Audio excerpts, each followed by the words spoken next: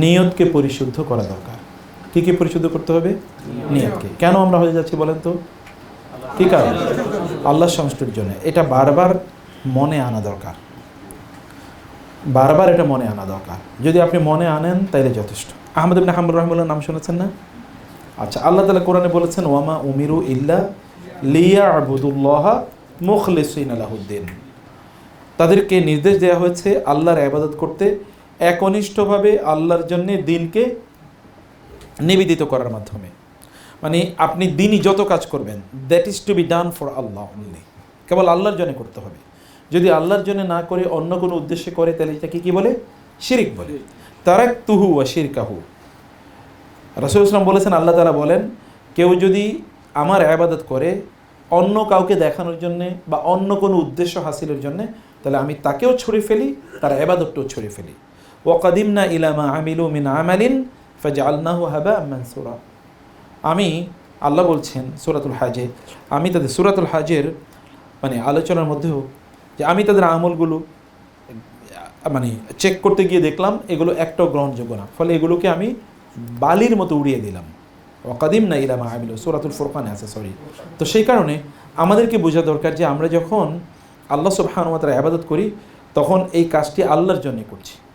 ইমাম আহমদ ইবনে হাম্বল রাহিমাহুল্লাহ তার যখন তিনি আহমদ ইবনে হাম্বল রাহিমাহুল্লাহ তিনি যখন তার মুসনাদে আহমদ যখন তিনি লিখছিলেন এবং তার আগে ইমাম মালিক রাহিমাহুল্লাহ যখন মুয়াত্তা লিখছিলেন, তখন তাকে প্রশ্ন করা হলো, অনেকে এসে বলেনি যে আপনি তো হাদিস কালেকশন করছেন, একটি বইয়ে সংকলন করছেন, আর অনেক সংকলন করতেছে, আপনার সংকলন করার দরকার কি?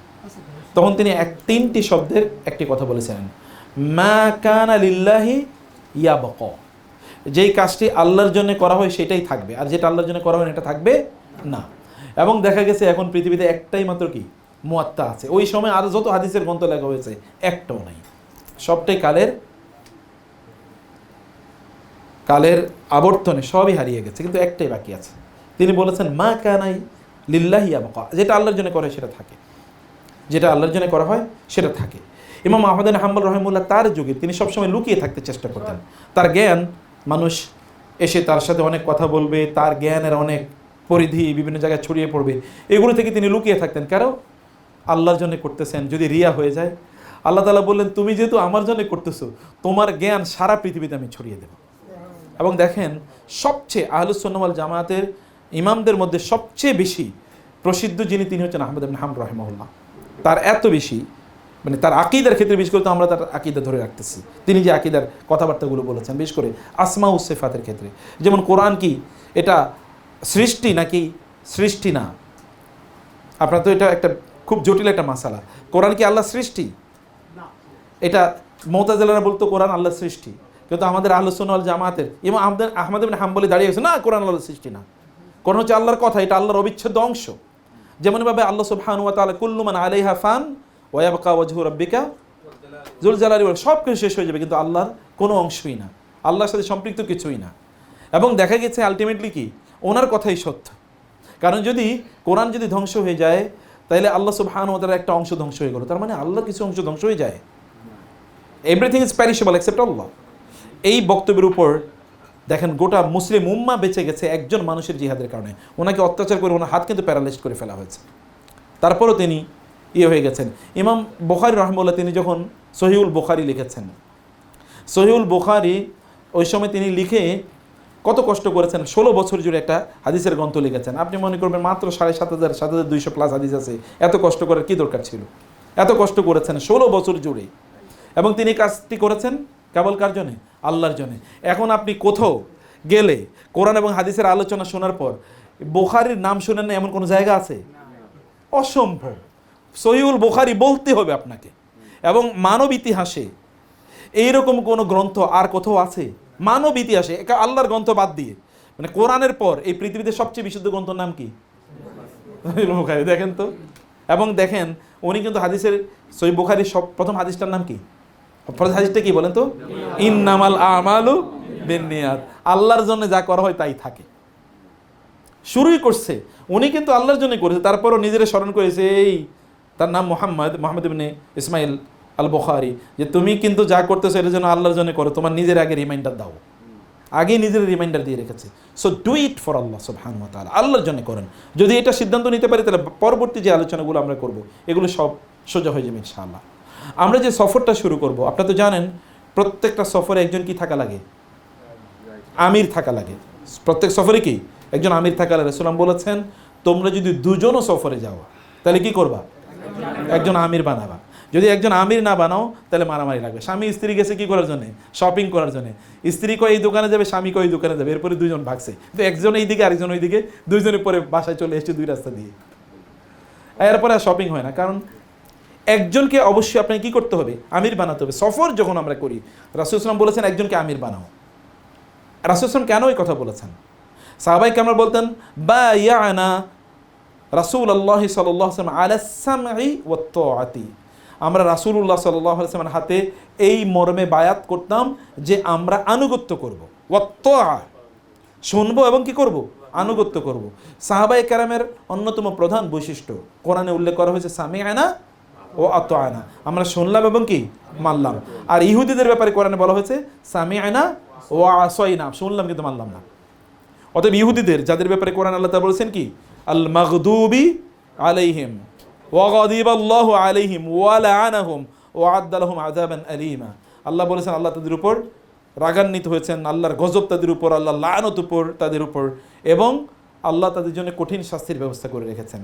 কারণ একটাই, তারা আনুগত্য করে নাই, নবীর পর্যন্ত আনুগত্য করে নাই। আর সাহাবায়ে কেরাম রাদিয়াল্লাহু তাআলা বলেছেন আমরা রাসূলের হাতে বায়াত করেছি এই মর্মে যে আমরা আনুগত্য করব।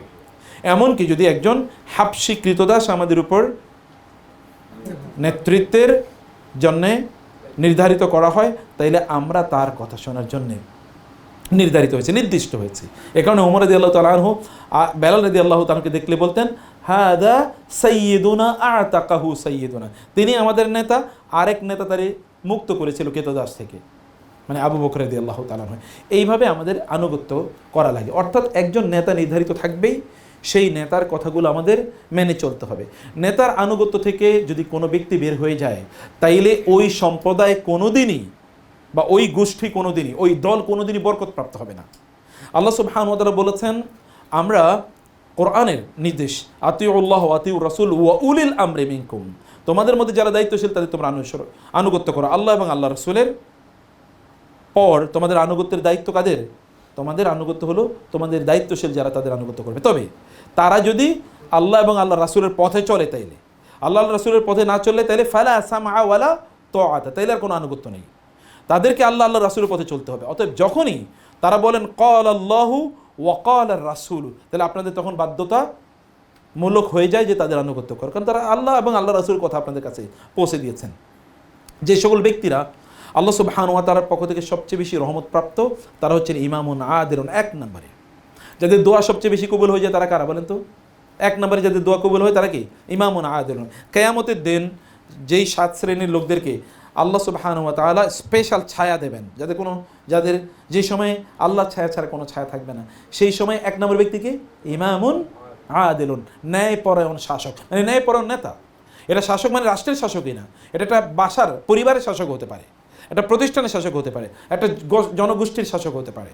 যেহেতু রাসূল সাল্লাল্লাহু আলাইহি ওয়াসাল্লাম ইমামুন বলেছেন, নট আল ইমামুল আদিলু, ইমামুন আদিলু নাকেরা, ইনডেফিনিট মানে ইট ইনকর্পোরেটস অল দি লিডার্স, এটা ইন দেয়ার ক্যাপাসিটিস। এই জন্য ইমামদেরকে বা যাকে নেতা নির্বাচন করা হয় তাকে অবশ্যই আমাদের আনুগত্য করতে হবে। এই আনুগত্যের অভাবে অনেক জায়গায় আমাদের বহু প্রবলেম তৈরি হয়ে যায়। আনুগত্যের বিষয়ে আমি একটু পরে বলছি, তার আগে আমাদের সফরটা কিসের সফর? নিশ্চয়ই আমাদের সকালবেলা আপনারা আলোচনা শুনেছেন আল হাজ্জুল মাবরুর, হাজ্জে মাবরুর। বিররুল মানে কি বলেন তো? বিররুল মানে আনুগত্য। যেমন বিররুল ওয়ালিদাইন মানে কি? পিতামাতার অনুগত থাকা। ওয়াবাররাম বিওয়ালিদাইহি, এবং তিনি যেন তার পিতামাতার অনুগত থাকেন। বিররুল মানে আনুগত্য থাকা। বিররুল আরও অর্থ আছে, যেমন রাসূলুল্লাহ সাল্লাল্লাহু আলাইহি ওয়াসাল্লাম বলেছেন বিররুল মানে হচ্ছে কি ইতআমুত তাআম, যে মানুষকে খাদ্য দান করা, মানুষের সেবা করা, যারা হজে আপনাদের সাথে থাকবে তাদের সেবা শুশ্রূষা করা। আপনি যদি হজটাকে হজ্জে মাবরুর করতে চান তাহলে এখানে আনুগত্যের একটা বড় প্রশ্ন আছে। আপনি রাসূলুল্লাহ সাল্লাল্লাহু আলাইহি ওয়াসাল্লামের বিদা হজের ব্যাপার দেখেন তো, সাহাবায়ে কেরাম রাসূলুল্লাহ সাল্লাল্লাহু আলাইহি ওয়াসাল্লাম কোন একটা কথা বলতেন, ইয়া বেলাল ইস্তানসিতিন নাসা ইস্তানসিতি লি আন-নাস, তিনি বলতেন বেলাল মানুষের বলো একটু থামতে, আমি একটু কথা বলবো। সাহাবায়ে কেরামরা এই কথা শোনার পর এমনভাবে রাসূলের কথা শোনাচ্ছেন, মানে বর্ণনা এসে যেন তাদের মাথার উপরে পাখি বসে আছে। মাথার উপর পাখি বসে থাকলে কি হবে? আপনার মাথাটা নাড়াবেন না যেন পাখিটা না চলে যায়। এইভাবে সাহাবায়ে কেরামরা কথা শোনাচ্ছেন। This is called obedience. এই একটা অবিডিয়েন্সের মধ্যে আমাদের গোটা সফরটা যেন আমরা পরিচালনা করতে পারি, সেই দায়িত্বটি আমাদেরকে, সেই কাজটি, সেই সিদ্ধান্তটি নিয়ে আমাদেরকে সামনে এগোতে হবে। প্রিয়বার, আমি বলছিলাম যে আমাদের সফরটা হলো হজের সফর, এবং হজটা যেন হজ্জে মাবরুর হয়। হজ্জে মাবরুর যদি না হয় তাহলে আপনার এটা একটা পণ্ডশ্রম হবে। আপনি একদিকে কষ্ট করলেন, কুল হাল উনাব্বিউকুম বিল আখসারিনা আমালা আল্লাযীনা দাল্লা সাইয়ুহুম ফিল হায়াতিদ দুনিয়া ওয়া হুম ইয়াহসাবুনা আন্নাহুম ইহসিনুনা সুনআ। আল্লাহ তাআলা বলছেন যে আপনি বলুন, আমি কি তোমাদেরকে বলবো আমলের দিক থেকে সবচেয়ে বেশি ক্ষতিগ্রস্ত যারা, তারা কারা? আমলের দিক থেকে কারা সবচেয়ে বেশি ক্ষতিগ্রস্ত? আল্লাযীনা, যে সকল ব্যক্তিরা কোনো কাজ করে, এবং ওয়াহুম ইয়াহসাবুনা, তারা মনে করে আন্নাহুম ইহসিনুনা সুনআ, তারা তো ভালো কাজ করছে। মানে একদল লোক তারা কোনো কাজ করছে, আল্লাযীনা দাল্লা সাইয়ুহুম ফিল হায়াতিদ দুনিয়া, দুনিয়ায় তারা অনেক চেষ্টা করেছে, দৌড় ঝাঁপ করেছে, মসজিদে গিয়েছে দৌড়িয়ে, মাদ্রাসা মানে আপনার মানে হজ করতে বা উমরা করতে তারা দৌড়ে গিয়েছে, কিন্তু দেখলো যে কোনো ইবাদতই কবুল হয় না। ইবাদত করেছে, এরা কিন্তু কাফের মুশরিক না, দিস পিপল আর রিয়েলি, তারা ভালো কাজ করেছে, কিন্তু কিয়ামতে গিয়ে দেখলো যে কোনো কাজই কবুল হয়নি। এই সকল ব্যক্তিরা আমলের দিক থেকে সবচেয়ে ক্ষতিগ্রস্ত। কেন ক্ষতিগ্রস্ত? কারণ দুনিয়া কাজও করেছে, আখেরাতে গিয়ে কোনো ফলও পায় নাই। যেমন ধরেন কোনো একজন ব্যক্তি কোনো কাজ করে না, বিকালবেলা সে কোনো ফল পেল না, এটা একটা লোক। আর একটা লোক সারাদিন পণ্ডশ্রম করছে, বিকালে গিয়ে যখন সে এর জন্য মানে পারিশ্রমিক নেবে, পারিশ্রমিক নেওয়ার সময় তারা বলো না তোমার কোনো কাজ তো কবুল হয়নি, মানে তোমার কোনো একটা কাজও অ্যাকসেপ্টেড হয় না, সবগুলো কি এগুলো প্রত্যাখ্যান করা হলো। তাহলে এই ব্যক্তি কি? তার তো ডাবল কান্না, আমি সারাদিন কামও করলাম আবার বিকালবেলা কোনো পয়সাও পেলাম না। আরেকজন কাজ করে, তার একটা সান্ত্বনা আছে যে আমি করলাম না, পাইলাম না। আমরা যেন ইবাদতটা এমন না হয় যে ইবাদত করেছি কিন্তু এটা পণ্ডশ্রম হয়ে গেছে, এটা কোনো কাজে লাগলো না, এমন যেন আমাদের না হয়। সে কারণে আমাদেরকে ইবাদতটাকে সুন্নাহ মোতাবেক বা আমাদের জার্নিটাকে আমরা যেন ইবাদত মুখর করতে পারি, সেই কাজ আমাদেরকে করতে হবে। এই জায়গায় আমাদের প্রবলেম হলো যে আমরা সফরে গিয়েছি কিন্তু সফরটা আমরা আসলে ইবাদত মুখর করতে পারি নাই। আপনি জানেন যে আল্লাহ সুবহানাহু ওয়া তাআলা কিছু ইবাদত আমাদের জন্য ফরজ করেছেন, কিছু ইবাদত আমাদের জন্য কি করেছেন? নফল করেছেন। যেই ইবাদতগুলো আমাদের জন্য আল্লাহ তাআলা ফরজ করেছেন, সেগুলোর জন্য আল্লাহর কাছে আমাদেরকে জবাবদিহি করতে হবে। সাহাবায়ে কেরামদের মধ্যে এমন অনেক সাহাবী ছিলেন যারা এসে বলতেন, ইয়া রাসূলুল্লাহ, আমাকে একটা আমলের কথা বলেন, আমি একটাই করব, এর চেয়ে বেশি করতে পারবো না। একটাই করেন, কারণ আমি একটাই করতে পারবো, এর চেয়ে বেশি করতে পারবো না। আমার উপর আপনি অনেক বেশি আমলের কথা বললেন না, আমি একটাই করব, এবং ও আস্তাকিম, আমি এটার উপরেই ঠিক থাকবো। রাসূল সাল্লাল্লাহু আলাইহি ওয়াসাল্লাম বলেন, কুল লা ইলাহা ইল্লাল্লাহ সুম্মা ইসতাকিম, শুধু বলো লা ইলাহা ইল্লাল্লাহ এবং এই লা ইলাহা ইল্লার দাবি অনুসারে চলো। আরেকজন এসে বলেন, ইয়া রাসূল, আমাকে কেবল কয়েকটা ইবাদতের কথা বলবেন, এর চেয়ে বেশি করতে পারবো না। তিনি বললেন, তুমি ঈমান এনেছো? বলে হ্যাঁ ঈমান এনেছি। তাহলে তুমি নামাজ আদায় করো, দৈনিক 5 ওয়াক্ত নামাজ আদায় করো, ফরজগুলো পড়ো। বলে আমি কিন্তু আপনি এই যে 5 ওয়াক্ত ফরজের কথা বলছেন তার চেয়ে বাইরে আমি কিছু করবো না। তবে রাসূল বলেন, হ্যাঁ ঠিক আছে, তবে ইল্লা আন তাতাওয়া, তুমি নফল পড়তে চাও তাহলে এটা ভালো, তারপরে তুমি জাকাত দাও। বলে আমি কিন্তু জাকাত ছাড়া কিছু দেবো না। বলে ঠিক আছে, জাকাতই দাও, তবে ইল্লা আন তাতাওয়া, তুমি নফল সাদাকাও করতে পারো। তারপরে তুমি কি করো? রোজা রাখো। বলে আমি রমজান ছাড়া রোজা রাখবো না। বলে ঠিক আছে, রমজানই রোজা রেখো, এরপরে তুমি যদি এক্সট্রা করো তাহলে তোমার জন্য ভালো। এগুলো বলেছেন। এটুকু বলে তিনি বলছেন, আল্লাহি লা আনকুসু লা আযীদু আলা হাযা ওয়ালা আনকুসু মিনহু শাইআ, ইয়া রাসূলুল্লাহ, আপনি যা বলছেন তার চেয়ে একটু কমও করবো না, তো বেশিও করবো না। তিনি চলে যাচ্ছেন এই কথা বলে। চিন্তা করে দেখুন, আপনি শুধু নফল পড়ে যদি মসজিদ থেকে বাইরে হয়ে যান, তাহলে লোকেরা বলে, দেখ কত খারাপ, নফল মানে ফরজ পড়ে মসজিদ থেকে বের হয়ে যাচ্ছেন, লোকেরা বলবে কত খারাপ, দেখ নফলটা পর্যন্ত পড়লো না। এই ব্যক্তি চলে যাচ্ছেন। রাসূলুল্লাহ সাল্লাল্লাহু আলাইহি ওয়াসাল্লাম বললেন, মান সাররাহু আন ইয়ানজুরা ইলা রাজুলিন মিন আহলিল জান্নাতি ফালইয়ানজুর ইলা হাযা, তোমরা যদি কোনো জান্নাতি লোকের দেখতে চাও তাহলে এই লোকটার দিকে তাকাও, শুধু ফরজ আদায় করতেছে। আল্লাহ লুকস অ্যাট ইউর হার্টস, আল্লাহ আপনার অন্তরের দিকে তাকান যে আপনি কি চিন্তা দিয়ে আপনি ইবাদতগুলো করেছেন। নফল is enough to save you, আপনার রক্ষার জন্যে ফরজ is enough to save you, আপনাকে রক্ষা করার জন্য ফরজ যথেষ্ট। অতএব ফরজের মধ্যে কোনো ব্যক্তি যদি ত্রুটি করে তাহলে তো আগেই মাইর খেয়ে গেল। কিয়ামতের দিন আল্লাহ সুবহানাহু ওয়া তাআলা আপনাকে ফরজের ব্যাপারে জিজ্ঞেস করবেন, বিশেষ করে নামাজের। যদি তার ফরজের মধ্যে কোনো ত্রুটি বিচ্ছুতি থাকে তখন বলবে নফলগুলো দেখো। এখন ফরজের মধ্যে ত্রুটি বিচ্ছুতি তারপরে নফলও তার ওই রকম নাই, তাহলে এই ব্যক্তি বাঁচবে কীভাবে? বাঁচার তো তার কোনো উপায় নাই।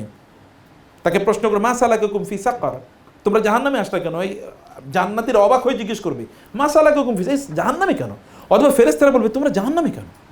তোমাদের কি আলাম ইয়াতিকুম রাসূলুম মিনকুম ইয়াতলুনা আলাইকুম আয়াতি রাব্বিকুম ওয়া ইউনযিরুনাকুম লিকা ইয়াউমিকুম হাযা, তোমাদের কাছে কি কোনো নবী রাসূল যায় নাই?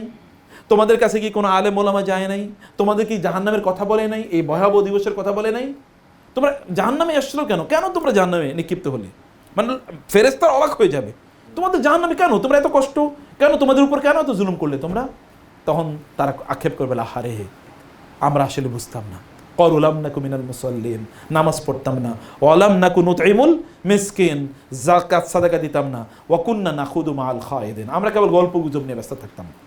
এর মাধ্যমে ওয়া কুন্না নুকাযযিবু বিয়াউমিদ্দিন, আখিরাতের ব্যাপারে আমাদের কোনো কনসার্ন ছিল না ওই লেভেলের, আমরা ওইরকম আখিরাত নিয়ে ভাবতাম না। যেই ইবাদতগুলো ফরজ সেই ইবাদতগুলোকে সুপ্রিম ইম্পর্টেন্স দেওয়া দরকার। যা নামাজের কথা, রাসূল সাল্লাল্লাহু আলাইহি ওয়াসাল্লাম নামাজকে কেমন গুরুত্ব দিতেন? নামাজের পর রাসূলুল্লাহ সাল্লাল্লাহু আলাইহি ওয়াসাল্লাম এর পরের নামাজের জন্য তিনি ব্যস্ত হয়ে থাকতেন। তিনি স্ত্রীদের সাথে কথাবার্তা বলতেন। যখনই আসতো হাইয়া আলা সালাহ, তিনি ঘর থেকে এমনভাবে বের হয়ে যেতেন, তার স্ত্রীরা বলছেন যে তিনি যেন আমাদেরকে চেনেনই না, মনে হচ্ছে যেন আমরা কেউ না। এইভাবে তিনি দৌড়ে মসজিদ থেকে বের হয়ে যেতেন। কারণ কি জানেন? সাক্ষাৎ করবেন কার? আল্লাহর। প্রিয় ভাইরা, আল্লাহর সাক্ষাতের মজাটা কি জানেন? আল্লাহর সাক্ষাতের মজাটা কি? আপনার মন খারাপ, ওয়ালাকাদ না'লামু আন্নাকা ইয়াযীকু সাদরুকা বিমা ইয়াকুলুন ফাসাব্বিহ বিহামদি রাব্বিকা ওয়া কুম মিনাস সাজিদিন ওয়া আবুদ রাব্বাকা হাত্তা ইয়াতিয়াকাল ইয়াকিন। আল্লাহ সুবহানাহু ওয়া তাআলা বলছেন, আপনার যখন মন খারাপ হবে, মন খারাপের দিনে আপনি নামাজে সেজদায় লুটিয়ে পড়েন, আমি আপনার মন ভালো করে দেব। সেজদায় লুটিয়ে পড়লে মন ভালো হয়ে যায়। রাসূলুল্লাহ তাই করেছেন, নামাজে গেলে মন ভালো হয়ে যায়। আপনার রবের কাছে আপনি যাবেন না দৌড়ে, আপনার তার কাছে যেতে হবে। নামাজের সময়গুলোর দিকে যদি আপনি তাকিয়ে দেখেন, তাহলে দেখবেন আপনি যখনই আল্লাহকে ভুলে যাওয়ার টেনশন মানে অবস্থা তৈরি হয়, তখনই তিনি আপনাকে ডাকতেছেন। সকালবেলা যখন আপনি ঘুমিয়ে থাকার প্রশ্ন, দুপুরে যখন আপনি কি থাকবেন, যখন আপনি একটু কাজে ব্যস্ত থাকবেন, দুপুরে মানে বিকালে যখন আপনি বাসায় দৌড়ে আসার মানে এখন সব গোছাবেন, অফিস অথবা ব্যবসা বাণিজ্য, সন্ধ্যায় যখন আপনি একটু খেলাধুলা ফুর্তি ফ্যাশনে ব্যস্ত থাকবেন, রাতে যখন একটু আপনি ঘুমানোর জন্য যাবেন, মানে সবগুলো এমন টাইমে আপনাকে আল্লাহ ডাকতেছেন যখন তুমি এঙ্গেজড হয়ে যাবে, আমাকে ভুলে যাওয়ার একটা অবস্থা তৈরি হয়। কারণ ইস্তাহওয়াযা আলাইহিমুশ শাইতানু ফাআনসাহুম যিকরাল্লাহ উলাইকা হিজবুশ শাইতান আলা ইন্না হিজবাশ শাইতানি হুমুল খাসিরুন। শয়তানের এক নম্বর কাজ হচ্ছে আল্লাহ সম্পর্কে আপনাকে গাফেল করে দেয়া। আপনি যেন আল্লাহকে ভুলে যান, আপনি যেন আল্লাহ সুবহানাহু থেকে ভুলে যান। শয়তানের এক নম্বর এজেন্ডা হচ্ছে এটা, শয়তান আপনাকে ভুলিয়ে দেবে আল্লাহ সুবহানাহু সম্পর্কে। আর আল্লাহ তাআলা আপনাকে ওয়াল্লাহু ইয়াদউ ইলা দারিল জান্নাহ, আল্লাহ তাআলা ইলা দারিস সালাম, আল্লাহ তাআলা তোমাদেরকে শান্তির ঘরের দিকে ডাকেন। ইলাল জান্নাহ, আল্লাহু ইয়াদউকুম ইলাল জান্নাহ ওয়াল মাগফিরাতি বিইজনি, আল্লাহ তোমাদেরকে ক্ষমার দিকে ডাকেন, আল্লাহ যেন তোমাদেরকে ক্ষমা করে দিতে পারেন। অর্থাৎ আমাদেরকে সালাত, ফরজ সালাতের ব্যাপারে ডাকার আগে যেন আমরা উপস্থিত হই। একজন মহিলা, তিনি নামাজের সময় হয়, এখনই তিনি উজু করছেন, তখন তার বাসার লোকেরা তাকে জিজ্ঞেস করলেন, এখনও তো নামাজের সময় হয় না, আপনি কি করছেন? বলে প্রস্তুতি নিচ্ছি। কিসের জন্য? নামাজের জন্য। এখনো সময় হয় না তো। বলে আল্লাহ ডাকার পর আমার যাইতে লজ্জা লাগে, আল্লাহ ডাকবেন তারপরে আমি যাব, তিনি ডাকার আগে আমি তার কাছে গিয়ে উপস্থিত হতে চাই। তিনি দেখুক যে আমি তার কাছে তার ডাকার আগে উপস্থিত হয়েছি, তিনি দেখুক আমার। এইরকম একজন মানুষ যদি হন, তাহলে তার টেনশন কি বলেন তো? তখন তো তার মানুষ মনের দিক থেকে কি শান্তির ব্যাপার। শরীর কোনোদিন মানুষকে শান্তি দেয় না, মানুষকে শান্তি দেয় তার অন্তর। আলা বিযিক্রিল্লাহি তাতমাইন্নুল কুলুব, আপনার অন্তরে যখন আল্লাহ জিকির আসবে তখনই আপনি শান্তি পাবেন। আমি এমন বহু লোকের দেখেছি, তারা ইবাদতের মধ্যে লিপ্ত আছে, কোরআনের মধ্যে লিপ্ত আছে, তারা দুনিয়ার এত টেনশন নাই, তাদের চেহারার মধ্যে কোনো টেনশনও দেখা যায় না, মনে হচ্ছে যেন শান্তি দিয়ে শত বছর মনে হয় শান্তির মধ্যে, এরকম শান্তি দিয়ে আল্লাহ তাআলা তার চেহারাটাকে উজ্জ্বল করে রেখেছেন। অন্তরেও টেনশন নেই, শরীরেও কোনো টেনশনের কোনো ছাপ নেই, কারণ তিনি আল্লাহর সাথে তার নিজকে মানে অ্যাটাচ করে রেখেছেন। আপনার যদি আল্লাহর সাথে অ্যাটাচ করে রাখতে পারেন, তাহলে আপনার তো কোনো মানে প্রশ্ন নেই। আপনি যদি কোরআনের দিকে তাকান, দেখবেন সকল বড় বড় যত বিজয় এসে, সকল বিজয় কিন্তু নামাজের পরে। এমনকি আপনার পরিবারের বিজয়, ওয়া'মুর আহলাকা বিস-সালাতি ওয়াসতাবির আলাইহা লা নাসআলুকা রিজকা নাহনু নারযুকুকা ওয়াল আকিবাতু লিত-তাকওয়া। আল্লাহ তাআলা বলেন ওয়া'মুর আহলাকা বিস-সালাতি, আপনার পরিবার পরিজনকে নামাজের জন্য নির্দেশ প্রদান করুন। ওয়াসতাবির আলাইহা, নট ওয়াসবির আলাইহা। ওয়াসবির মানে ধৈর্য ধারণ করুন, আর ওয়াসতাবির মানে অধ্যাবসায়ের সাথে একবার, দুইবার, 10 বার, 20 বার, 50 বার, 100 বার তাদেরকে ডেকে যান নামাজের জন্য। লা নাসআলুকা রিজকা, আপনার টেনশন করতে হবে না রিজিক নিয়ে। নাহনু নারযুকুকা, আমরা আপনাকে রিজিক দেব। আপনাদের রিজিকের ব্যবস্থা করবেন রাজ্জাক, যিনি রিজিক দেন, রিজিক নাজিল করেন। আমরা সকল মানুষ, এই গোটা পৃথিবীর সকল প্রাণী এবং সকল জিন এবং অন্যান্য যত পশু পক্ষী বা ইত্যাদি আছে, কীট পতঙ্গ আছে, সব কিছুকে রিজিক দেন কে? এই সব রিজিক, সবাইকে রিজিক দেওয়ার পরে আল্লাহ রিজিকের মধ্যে কতটুকু টান পড়ে? কোনো টান কি পড়ে? হাদিসে এসছে, হে মানুষ, যদি তোমরা সকল মানুষ, সকল জিন, আদম থেকে শুরু করে কিয়ামত পর্যন্ত যত লোক আসবে, সকল ইবলিস থেকে কিয়ামত পর্যন্ত যত জিন আসবে, সবাই যদি কোনো একটা প্রান্তরে একত্রিত হও এবং তোমাদের যা মনে চায় তা চাও এবং তোমরা যা চাইছো তোমাদেরকে সবাইকে তাই আমি প্রদান করি, তাহলে আমার রাজত্বে ততটুকু পর্যন্ত টান পড়বে না যতটুকু বিশাল একটা সমুদ্রে একটা সুই বা নেডল ঢুকিয়ে দেওয়া হলো, ওই নেডলে করে যতটুকু পানি উঠবে আমার এই রাজত্বে ততটুকু টানও পড়বে না। তাহলে তার কি অভাব আছে? আপনাকে তার কাছে হাজিরা দিতে হবে। আল্লাহ আমি হাজিরা দিচ্ছি, বাকিটা তোমার কাজ। তুমি তো আমার সৃষ্টি করছো, বলতে তো হবে আপনাকে সেভাবে, তুমি আমার সৃষ্টি করছো, আমি তোমার কাছে হাজিরা দিলাম, বাকিটা তুমি করো। আপনি কাজ করবেন না তা আমি বলছি না, কিন্তু আপনি যেই উদ্দেশ্যে দুনিয়াতে আসছেন সেটা যেন আপনি মিস না করেন। এই কারণে বছরে আল্লাহ তাআলা একবার আমাদেরকে হজের জন্য ডাক দেন যে তোমরা আসো, তোমাদের লাইফকে একটু অ্যামেন্ড করো, একটু রিওরিয়েন্ট করো, তোমাদের এখানে কম্পাস অফ ইউর লাইফ এটাকে আবার ঠিক করে নাও। কারণ এর মধ্যে তোমরা কম্পাসবিহীন হয়ে গেছো, তোমরা তোমাদের যেই মানে যেটা ফোকাস থেকে তোমরা অন্য জায়গায় চলে গেছো। এ কারণে আল্লাহ তাআলা রমজান দেন, আবার তিনি হজের জন্য আমাদেরকে ডাকেন। এই আহ্বান বারবার আল্লাহ সুবহানাহু ওয়া তাআলার। আল্লাহর আমাদের উপর 3টা নিয়ামত আছে, যেই 3টা নিয়ামত মানে এমন যে এটা আপনি মানে কোনো কম্পেয়ার করতে পারেন না। এর মধ্যে একটা হচ্ছে আল্লাহ তাআলা আমাদেরকে নাথিং থেকে সৃষ্টি করেছেন। হাল আতা আলাল ইনসানি হিনুম মিনাদ দাহরি লাম ইয়াকুন শাইআম মাযকুরা, এমন কি সময় মানুষের যায় নাই যখন তাকে উল্লেখ করার মধ্যে কেউ ছিল না। আপনার নাম কি আপনার বাবা জানতেন? আপনার সৃষ্টির আগে, আপনার জন্মের আগে জানতেন? আপনার জন্মের আগে আপনার বাবা আপনার নাম জানবেন কোত্থেকে? আপনার মায়ের পেটে আপনি আসার পরে যখন আপনি জন্ম হবেন, হয়তো বা 2-4-5 মাস আগে, অথবা 2-4-5 দিন আগে, অথবা 2-4-5 দিন পরে আপনার নাম রাখছে। এর আগে তো আপনাকে চিনতেনও না তিনি। আবার আপনার বাবা মৃত্যু বরণ করার পর বা আপনার মৃত্যুর পর আপনাকে চিনবেন না। অথবা আপনি যার কাস্টডিতে জন্মের আগে ছিলেন, মৃত্যুর পরে যার কাস্টডিতে থাকবেন তাকে মধ্যখানে এই কয়েকটা দিনের জন্য তাকে মাইনাস করে দেবেন কেন? আল্লাহ সুবহানাহু ওয়া তাআলা এই দুনিয়াতে আমাদেরকে কতদিন থাকতে দিয়েছেন? ইল্লা আশিয়াতান আও দুহাহা, ইল্লা আশিয়াতান আও দুহাহা, মানে আমরা এই দুনিয়াতে এক সকাল অথবা এক বিকালের মতো ছিলাম আখিরাতের তুলনায়। এই আপনি যদি ধরেন একজন মানুষ যদি 100 বছর বাঁচে, 100 বছরের তুলনায় এক সকালের এক বিকাল কতটুকু? এতটুকু সময়, এটা একটা তুলনা, তারপর কোনো তুলনা হয় না। কারণ ইনফাইনাইটের সাথে কোনোদিন ফাইনাইটের তুলনা দেওয়া যায় না। একদিকে হচ্ছে কোটি কোটি, আরেকদিকে জিরো, এটা ইকুয়াল কত? একদিকে 1 কোটি, আরেকটা ভাগ দিলেন জিরো দিয়ে, কত হয়েছে? তাই না? এত ইনফাইনাইট, আপনার কোনো রেজাল্ট নাই, জিরো দিয়ে কেমনে ভাগ দেয়? অথবা এই দুনিয়াটা প্রায় লাইক জিরো মানে কম্প্যারিজন টু আখিরাত। এই কতটুকু সময় আমরা আল্লাহকে ভুলে যেন না যাই। আর আল্লাহকে স্মরণ করার শ্রেষ্ঠতম মাধ্যম হলো নামাজ, এর উপর কোনো ইবাদত নাই। এবং নামাজের মধ্যে শ্রেষ্ঠতম কোনটা? ফরজ নামাজ। ফরজে আপনি আল্লাহকে হাজিরা দেন। আপনি আল্লাহকে ডাকার আগে আপনি চলে যান মসজিদে, ওইখানে গিয়ে আপনাকে এই কাজটা করতে হবে এবং এই অভ্যাস আপনাকে ওইখানে তৈরি করে নিয়ে আসতে হবে। এই নিয়ত নিয়ে আপনি ওইখানে যান। আপনি নিয়তটা করেন না, নিয়ত করলে তো আপনি সওয়াব পাওয়া শুরু হয়ে যাবে। এবং আল্লাহ তাআলা আপনাকে ইন্নামাল আমালু বিন্নিয়াত ওয়া ইন্নামা লিকুল্লি ইমরিইন মা নাওয়া, প্রথম অংশের চেয়ে আমার কাছে দ্বিতীয় অংশ বেশি গুরুত্বপূর্ণ মনে হয়। কিভাবে? রাসূল সাল্লাল্লাহু আলাইহি ওয়াসাল্লাম বলেছেন ওয়া ইন্নামা লিকুল্লি ইমরিইন মা নাওয়া, একজন ব্যক্তি যা নিয়ত করে সে তাই পায়। একজন ব্যক্তি যা নিয়ত করে সে কি তাই পায়। তার মানে আপনি যদি নিয়ত করেন আল্লাহ আমার নিজকে আমি ওইখান থেকে পরিবর্তন করে নিয়ে আসতে চাই, আল্লাহ তাআলা আপনাকে ওই রকম করে নিয়ে আসবেন। আর ওই রকম একটা সিদ্ধান্ত আপনাকে নিতে হবে। আপনি just you make the decision and the rest is upon Allah. আপনি সিদ্ধান্ত নেন, বাকিটা আল্লাহ তাআলা উইল মেক ফ্যাসিলিটেটেড। কুল্লুন মুয়াসসারুন লিমা খুলিকা লাহু, আল্লাহ আপনাকে যে পথে পরিচালনা করবেন ওই পথটা আল্লাহ আপনার জন্য সহজ করে দেবেন। অতএব সালাত হচ্ছে ফরজ।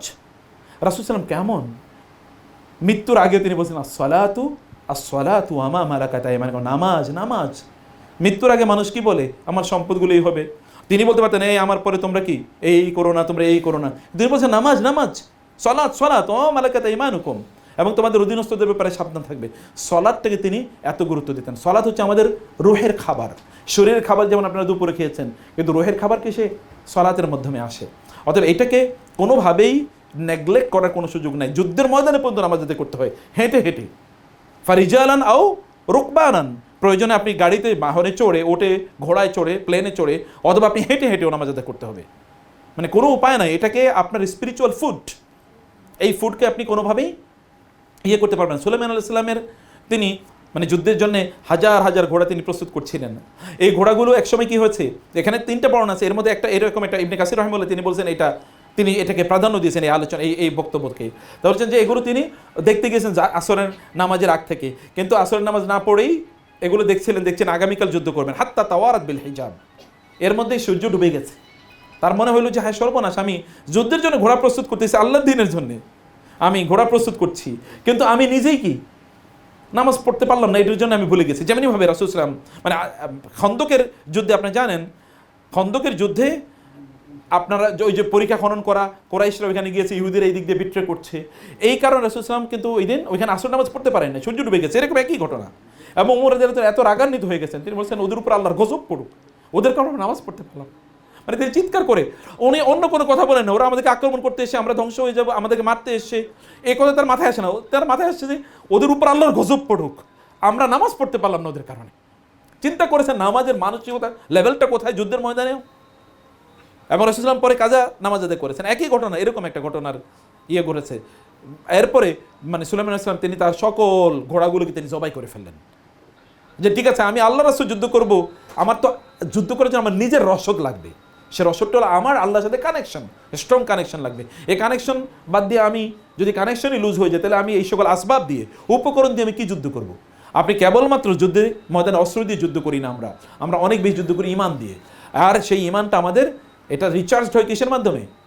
ইমানটা রিচার্জ হয় আমাদের নামাজের মাধ্যমে। অতএব সালাত, অবশ্যই ফরজ সালাতকে আপনাকে প্রচণ্ড গুরুত্ব দেওয়া লাগবে, কোনো কম্প্রোমাইজ নেই, আগে আপনাকে চলে যেতে হবে ওইখানে গিয়ে। আপনাদের কাজ কি? আমাদের কাজ কি বলেন তো? ইবাদত ছাড়ার কোনো কাজ আছে? এবং সবচেয়ে বড় ইবাদত কি? নামাজ। দেখেন তো রাসূল সাল্লাল্লাহু আলাইহি ওয়াসাল্লাম কি বলেন নাই, বাইতুল্লাহ হারামে 1 রাকাত নামাজ পড়া মানে কি? অন্য ইবাদতের কথা তিনি বলেন নাই। কিসের কথা বলেছেন? অন্য কোনো ইবাদতের কথা বলেন নাই।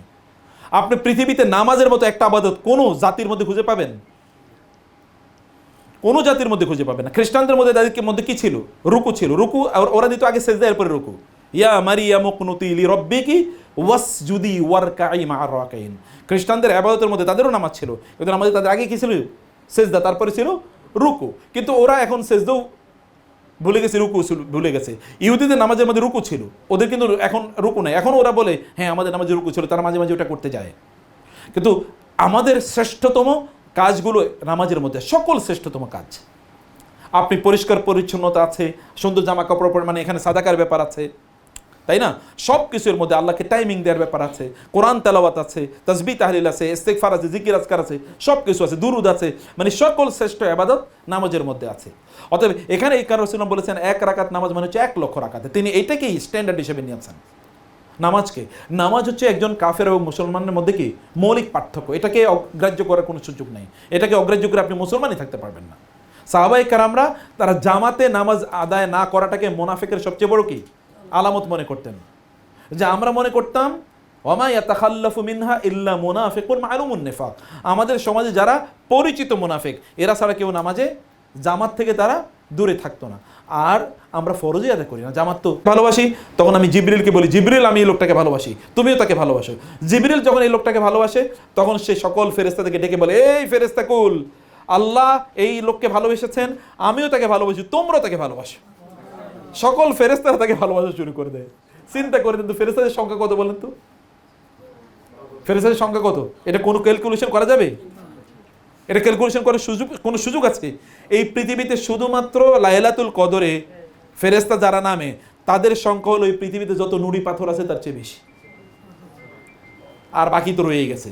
পুরো আসমানের এমন কোনো জায়গা নাই যেখানে কোনো একজন ফেরেশতা হয় দাঁড়িয়ে আছে তাসবিহ পড়ছে, অথবা কি সেজদায় তাসবিহ পড়ছে, অথবা রুকুতে আছে, এমন কোনো জায়গা নাই। এই আসমানটা কত বড়! আচ্ছা এই যে সূর্যটা দেখতে পাচ্ছেন আপনারা, সূর্যটা কত বড় পৃথিবী থেকে? 13 লক্ষ গুণ বড়, কিন্তু সূর্যটা এতটুকু দেখা যায় না মাত্র। এই বিশাল আসমানে সূর্য যদি এতটুকু, তাহলে আসমানটা কত বড় এই পৃথিবীর তুলনায়? তাও তো আমরা কিছুই বুঝি না, আমরা তো এইটুকু মাত্র দেখতে পাই, আপনি যখন উপরে ওঠেন তখন দেখতে পান যেটা কত বড়। সেই আসমানের এমন কোনো জায়গা নেই যেখানে ফেরেশতারা একজন একজন দাঁড়িয়ে নেই। আল্লাহ তাআলার তার তাসবিহ করছে, ইউসাব্বিহুনাল লাইলা ওয়ান নাহারা লা ইয়াফতুরুন, তারা দিন এবং রাত তার তাসবিহ পড়তে থাকে। ফেরেশতাদের তো আর খাবারের ব্যাপার নাই, আবার তাদের টয়লেটের ব্যাপার নাই, তাদের কোনো ঘুমও নাই, তাদের কোনো ক্লান্তিও নাই, একই কাজ তারা করতে থাকে। ওয়া ইয়াফআলুনা মা ইউমারুন লা ইয়াসুনাল্লাহা মা আমারহুম ওয়া ইয়াফআলুনা মা ইউমারুন।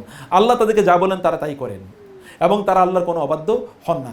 এত ফেরেশতা আল্লাহ সুবহানাহু ওয়া তাআলার ইবাদত করছেন, এত বিশাল যেই আল্লাহ সুবহানাহু ওয়া তাআলার সৃষ্টি, এই বিশাল সৃষ্টি আপনাকে ভালোবাসেন।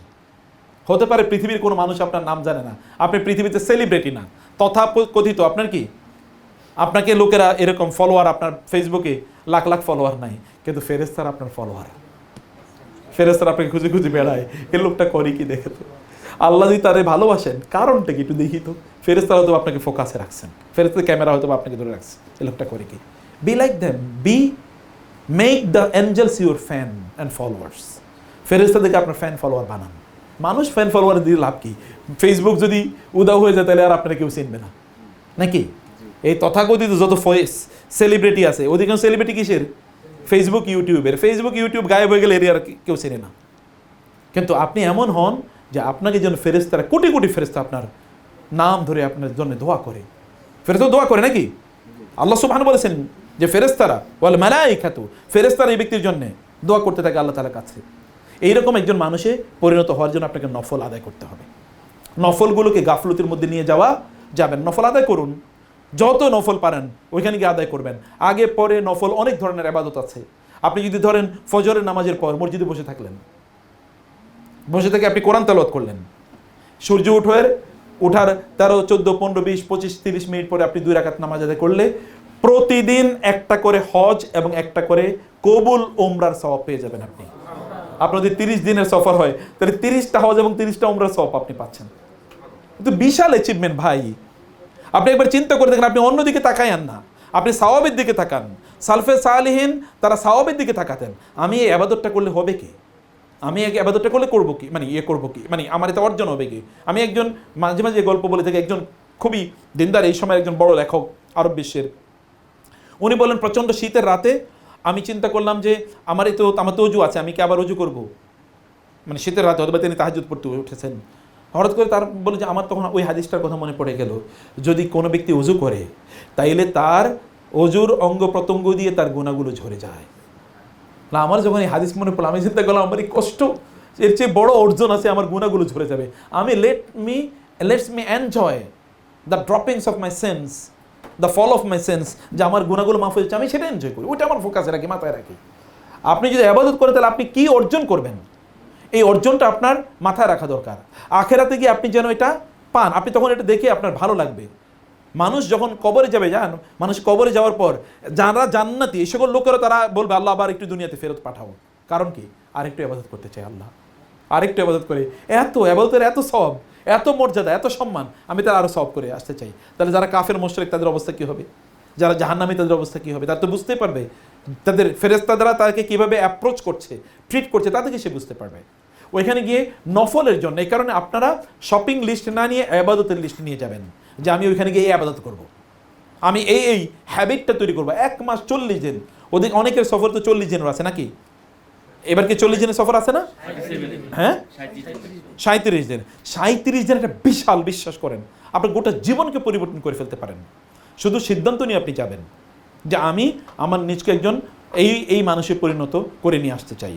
আপনার আর কোনো কাজ নাই, খাবেন, ঘুমাবেন এবং আপনি ইবাদত করবেন। আপনি বাইতুল্লাহ পড়ে থাকবেন অথবা মসজিদে নববী পড়ে থাকবেন, ওইখানে বসে আপনি কোরআন তেলাওয়াত করবেন, যেটা আমি এখানে শুনেছি আপনার মাস করবেন, কোরআন তেলাওয়াত করবেন। এর আগে পরে যদি কোনো হালাকা সেশন থাকে সেখানে আপনি জয়েন করবেন। যেহেতু ইব্রাহিম ভাইও থাকবেন, আমিও থাকবো ইনশাআল্লাহ, আপনাদের কিছু হালাকা সেশন থাকবে, আমাদের শেখও থাকবেন, উনি আপনাদেরকে করবেন, মানে আপনাদেরকে মাস্ক করাবেন ইনশাআল্লাহ কোরআন। তো আমরা যে কথা বলছিলাম যে আজকে আমাদের খুতবাটা আপনার বাসায় যাওয়ার পরে শুনবেন, আমরা এই কথাগুলো বলেছি।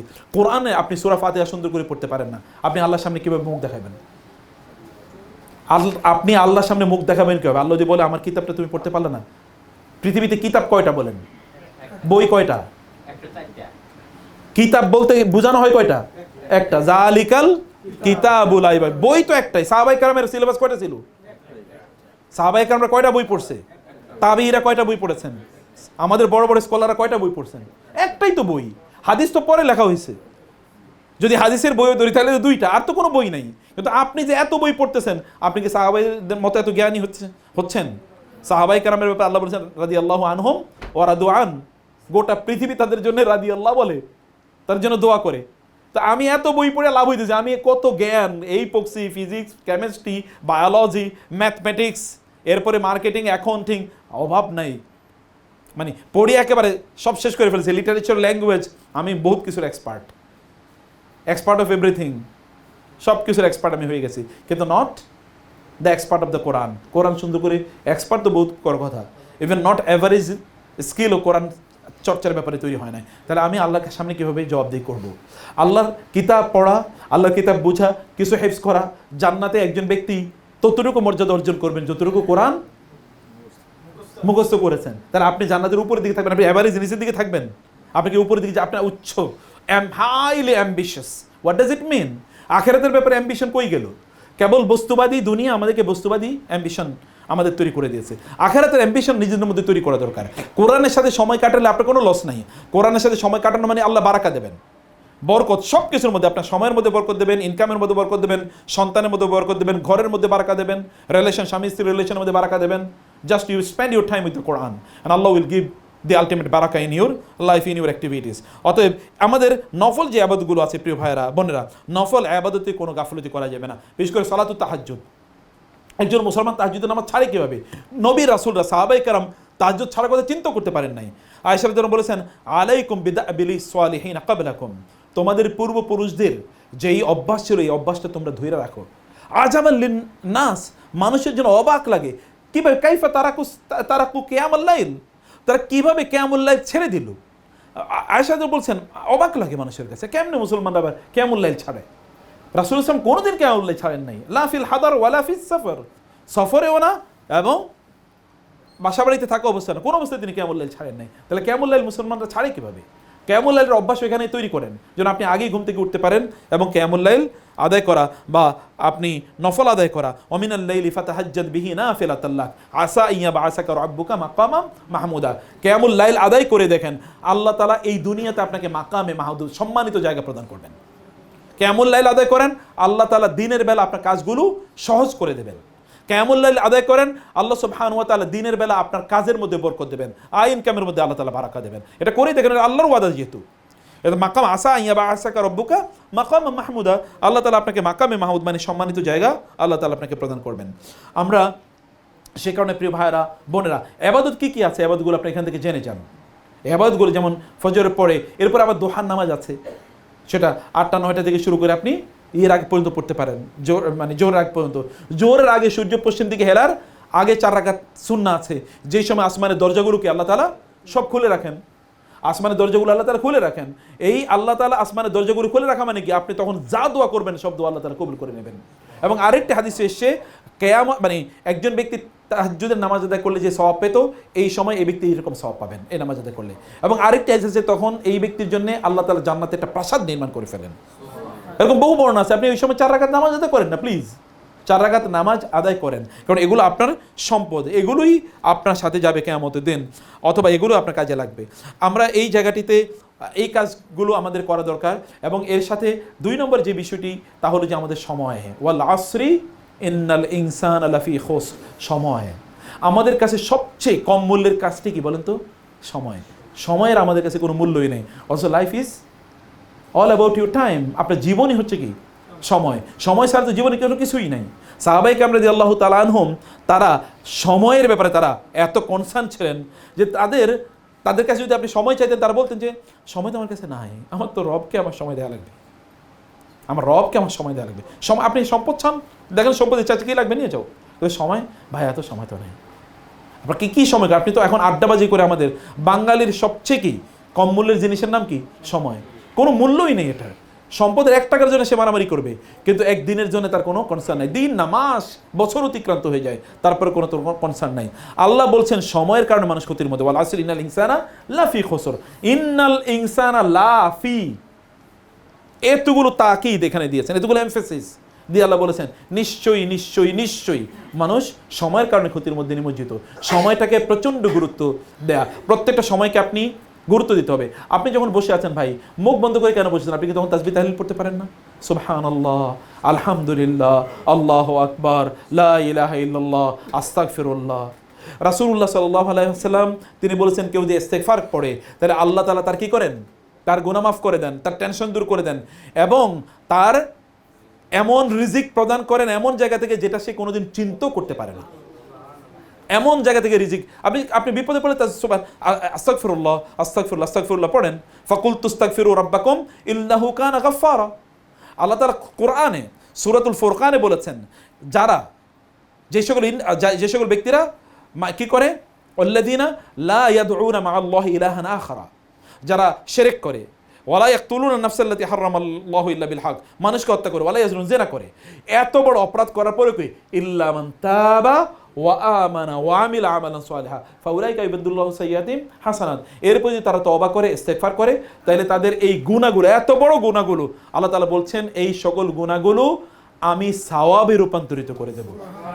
ইস্তেগফার করবেন না কেন? আপনি আপনার নিজের স্বার্থে আপনি করবেন। আপনি বলবেন আপনার গুনাহ নাই, আপনার গুনাহ নাই তাতে কি হয়েছে? ইস্তেগফার এটা ডিটারজেন্টের মতো, সাবানের মতো। সাবান যদি ময়লা আবর্জনাওয়ালা জামা কাপড়ে যদি আপনি সাবান দিয়ে ধোন তাহলে কি হয়? পরিষ্কার হয়ে যায়। এইরকম ইস্তেগফারটা ডিটারজেন্টের মতো কাজ করে, আপনার গোটা শরীরকে সব গুনাহ থেকে অবমুক্ত করে দেয়, আপনার গুনাহ থেকে আপনাকে মুক্ত করে দেয়। আর যদি গুনাহ না থাকে তাহলে ইস্তেগফারের কারণে আল্লাহ সুবহানাহু ওয়া তাআলা আপনার সম্মান বাড়াতে থাকেন। হাদিসে এসেছে, সহিহ হাদিসে রাসূলুল্লাহ বলেন যে কোন একজন ব্যক্তি জান্নাতেই হঠাৎ করে তার মর্যাদা মানে আর তার আরো উপরে জান্নাতে তাকে নিয়ে যাওয়া হবে, তখন সে বলবে আল্লাহ জান্নাতে আমার সম্মান বাড়লো কিভাবে? আমি তো এখন কোনো ইবাদত করতেছি না। তখন তিনি বলবেন, আল্লাহ বলবেন তোমার সন্তানরা যেহেতু আমার কাছে তোমার জন্য ইস্তেগফার করেছে, তোমার জন্য ক্ষমা চেয়েছে, এই কারণে তোমার সন্তানদের ইস্তেগফার কারণে তোমার সম্মান বাড়িয়ে দিলাম।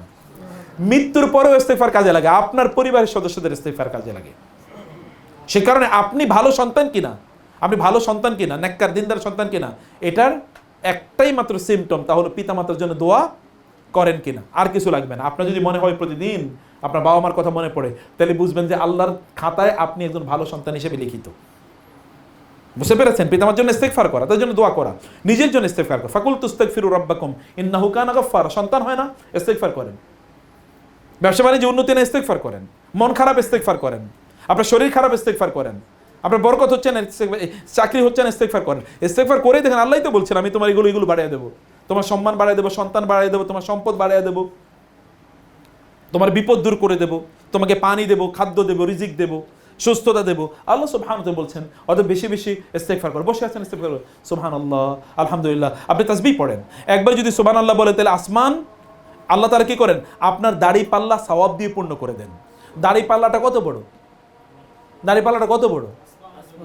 আসমান এবং জমিন যদি দাড়ি পাল্লায় উঠিয়ে দেওয়া হয় তাহলে দাড়ি পাল্লাটা কি খালি থাকবো? তাহলে কত বড় এই দাড়ি পাল্লা!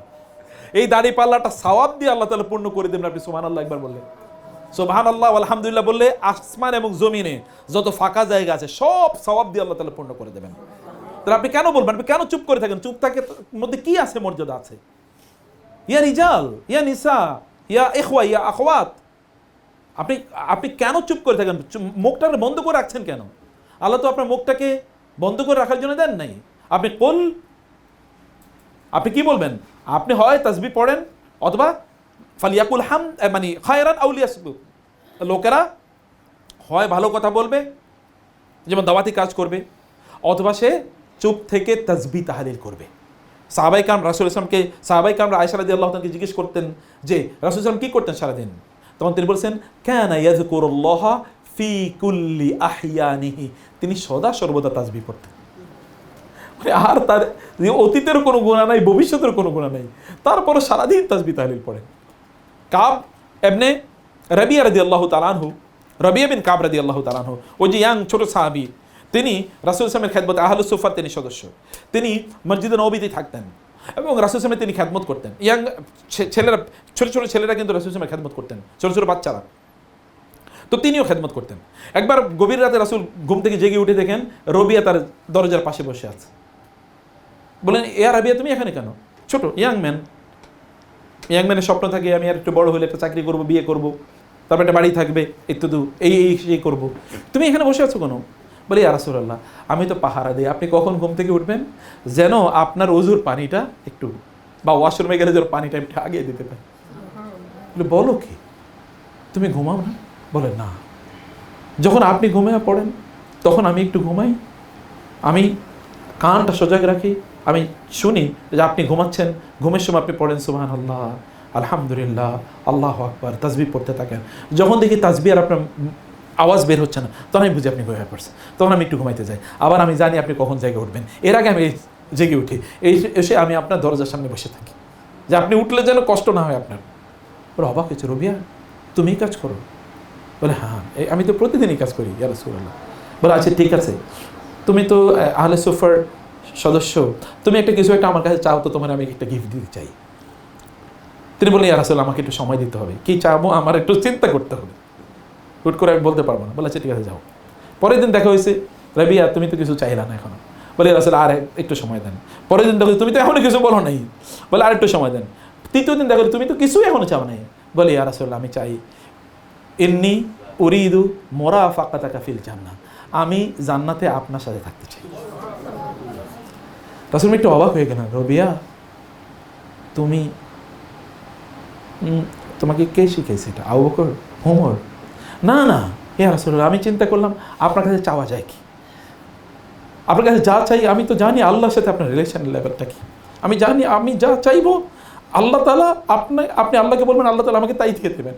আমি চিন্তা করলাম কী চাইলে আমি সবচেয়ে বেশি লাভবান হব।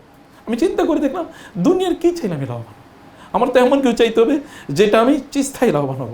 আমি ভাবলাম জান্নাতে আমি আপনার সাথে থাকতে চাই, এর চেয়ে আর বড় আর কি হতে পারে, আমি এটা চেয়েছি।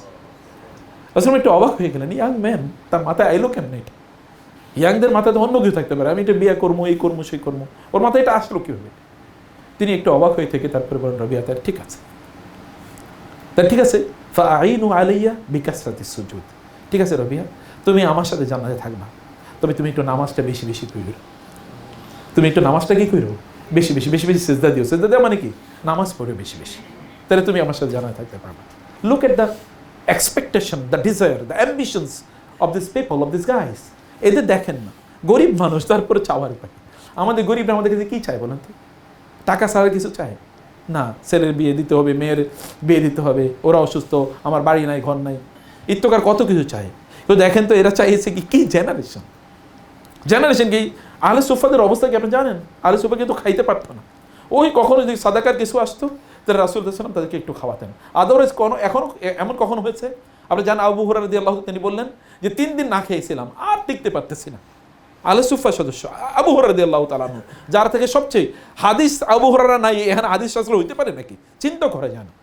তিনি বের হয়ে এসেছেন 3 দিন পরে, আর থাকতে পারতেছিলেন না।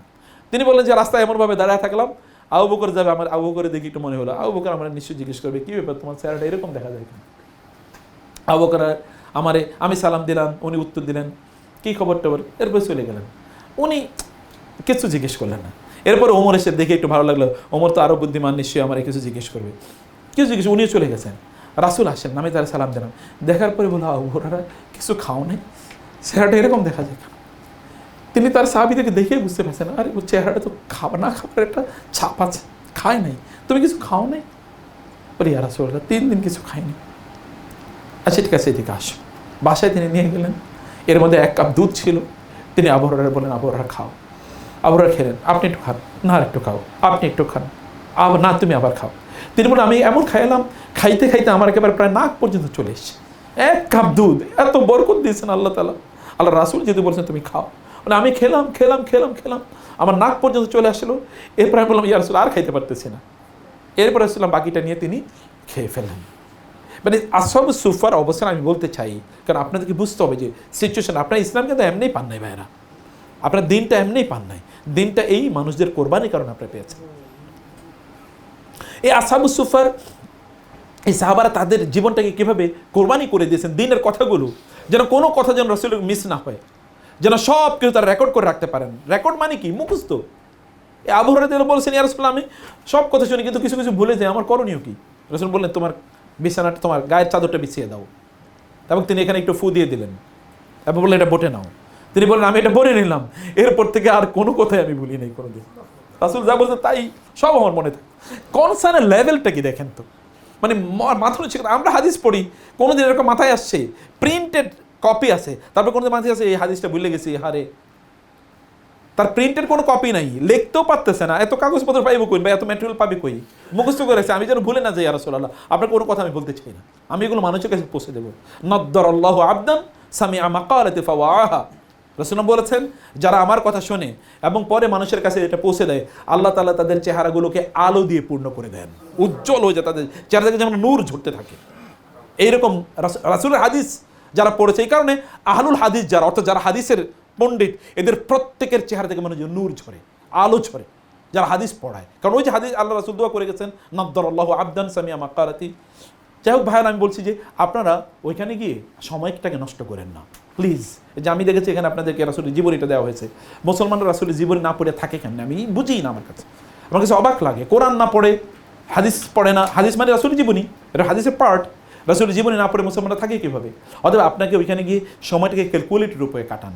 গসিপিং, অপ্রয়োজনীয় গল্প কথাবার্তা, এগুলো মুসলমানের বৈশিষ্ট্য কোনো দিনই না, কোনোদিনই মুসলমানরা এভাবে তাদের সময়টাকে কাটাতে পারে না। বিশ্বাস করেন, আমাদের পূর্বপুরুষদের দিকে তাকিয়ে দেখেন কি পরিমাণ তারা কাজ করেছে, তারা করলো কীভাবে। আমাদের এখানে বয়স কার না 40-এর বেশি, অধিকাংশের বয়স 40-এর বেশি। আপনি ইমাম নববীর নাম শুনেছেন না, রিয়াদুস সালিহিন, ইমাম নববী রাহিমাহুল্লাহ মাত্র 40 বছর তো বয়স ছিল, কিন্তু কি কাজ করলো দেখেন, অভাবনীয় অভাবনীয় কাজ করেছে। গোটা পৃথিবীতে ইমাম নববীর নাম জানে না এরকম মুসলমান খুঁজে পাবেন না, রিয়াদুস সালিহিন কোনো মুসলমানের ঘরে না এরকম মুসলমান খুঁজে পাবেন না। কিভাবে সম্ভব হয়েছে এটা সম্ভব হয়েছে এই কারণেই যে তারা আল্লাহর জন্য তাদের সময়টাকে নিবেদিত করেছেন, আল্লাহর জন্য সময়টাকে নিবেদিত করা। আপনার সময়টা এটা হয় ইবাদতের কাটান।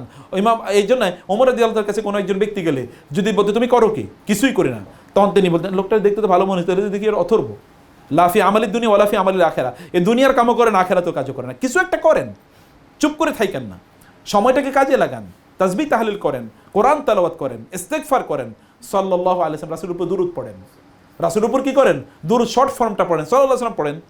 জুমার দিন বেশি দুরূদ পড়তে হয়, অন্যদিন দুরূদ পড়েন। দুরূদ পড়লে আল্লাহ তাআলা আপনার এমনকি ঋণের বোঝা দূর করে দেবেন। দুরূদ পড়লে আল্লাহ সুবহানাহু ওয়া তাআলা আপনার গুনাহ মাফ করে দেবেন। দুরূদ পড়লে আল্লাহ তাআলা আপনার টেনশন দূর করে দেবেন। হাদিসে সহিহ হাদিসে এসেছে, সাহাবায়ে কেরামরা এরকম অনেকে এসে বলছেন ইয়া রাসূলুল্লাহ, যেমন উবাই রাদিয়াল্লাহু তাআলা আনহু, উবাই ইবনে কাব, ইয়া রাসূলুল্লাহ আমি অবসর সময়টা পুরোটা, ইবাদতের বাইরে যে অবসর সময় পুরোটা কেবল দুরূদ পড়ি। বলে ভালো ইয়া রাসূলুল্লাহ, আমি দুরূদ আরো বাড়িয়ে দিতে চাই, আমার সময়ের অর্ধেক কেবল দুরূদ পড়বো। বলে আরো ভালো, তাহলে আল্লাহ তাআলা তোমার আরো বরকত দেবেন। বলে ইয়া রাসূলুল্লাহ যদি এরকমই হয় তাহলে আমার পুরো সময়টা জুড়ে কেবল দুরূদই পড়বো। বলে ইযান ফাল্লাহু আকসার, তাহলে আল্লাহ তাআলা তোমাকে আরো বেশি কি দেবেন, বরকত দেবেন। কেউ যদি একবার আল্লাহর রাসূলের উপর দুরূদ পড়ে, আল্লাহ তাআলা তাকে কয়বার রহমত দেবেন? 10 বার। চিন্তা করে দেখেন তো, আপনি 100 বার দুরূদ পড়লে 1000 বার রহমত পাবেন। কত রহমত আপনার লাগবে, আপনার কত রহমত লাগবে। আপনি আমি এরকম বহু বৃদ্ধ লোকের দেখেছি যারা দৈনিক 10,000 বার দুরূদ পড়ে। মানে কেমন বৃদ্ধ লোক 10,000 বার দুরূদ পড়ে, কেমনে গুনে রাখে এবং সেটা করে, এটা তার ওজিফা, সেটা এটা করে, এটা করা ছাড়া কোনোদিন বের হয় না। আল্লাহ রাসূল তাই করতেন সাল্লাল্লাহু আলাইহি ওয়াসাল্লাম। তিনি একবার সাহাবায়ে কেরামরা একটু আসতে দেরি হলো, সাহাবায়ে কেরাম বলেন ইয়া রাসূল আপনি দেরি হইল কেন?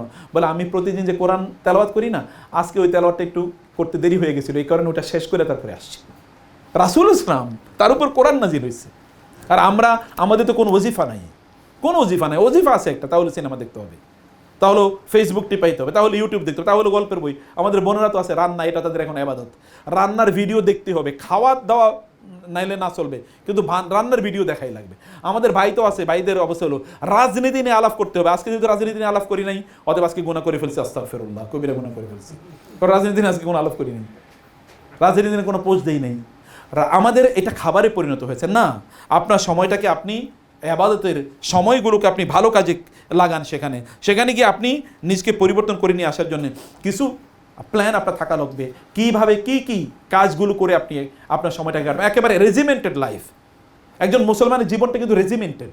আপনি ওইখানে গিয়ে দেখবেন যে আপনি 5 ওয়াক্ত নামাজ পড়তে গিয়ে আপনি দেখবেন হিমশিম খাচ্ছেন, নামাজ কেন্দ্রিক আপনার ওইখানকার জীবন, ভাই নামাজের আগে এটা, নামাজের পরে ওইটা, এইভাবে জীবনযাপন করতে হয় আপনার। এবং এটাকে ইন্টেনশনালি যদি আপনি কাজটা করেন, then you will be habituated.